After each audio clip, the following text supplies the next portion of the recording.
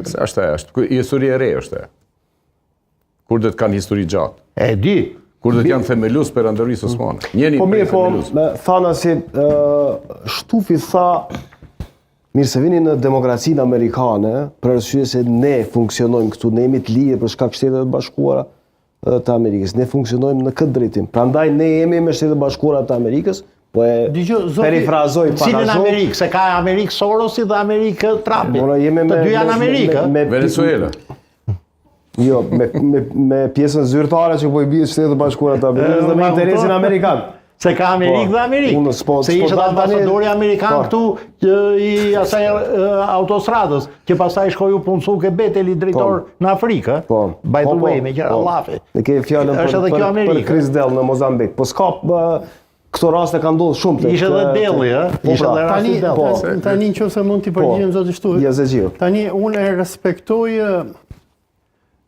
domethënë kompleksin e inferioritetit që kanë kosovarët për Amerikën.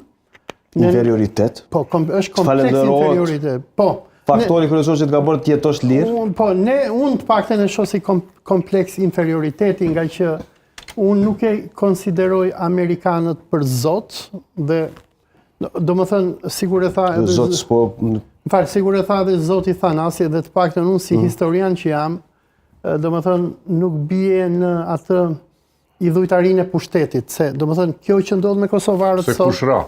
Kjo që ndodh me kosovarët sot ka ndodhur në kohën e partneriteti nuk është idhujtari. Prita mbaroj, në kohën e pushtimit nazi-fashist, kur pati shqiptarë që adhuronin Hitlerin dhe Mussolinin, apo edhe në kohën e stalinizmit në Shqipëri, kur shqiptarët adhuronin Stalinin, për mua Amerika është një perandori e përkohshme. Megjithatë unë respektoj mendimin e zotit Pal, domethënë është mendimi i tij. Jetojmë në një botë të lirë dhe demokratike, por dua vetëm pak është problematike Yazexhiu se vetëm të sqaroj disa gjëra që u thanë nga zoti